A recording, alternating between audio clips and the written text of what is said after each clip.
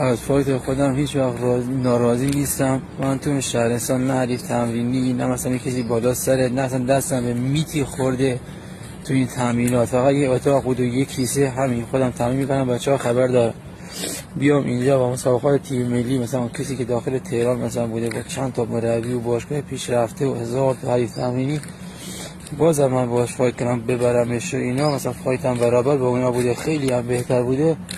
یعنی خودم مثلا راضی ام، یعنی درسته باختم، مثلا این همه راه اومدم، هزینه کردم، وزن کم کردم، فشار بهم اومد، فلان اومد، ولی واقعا مثلا خودم از خودم راضی بودم که من چیزی کم نذاشتم. یعنی 100 خودم نه، ما اینجا 200 خودم گذاشتم، نه 100 خودم.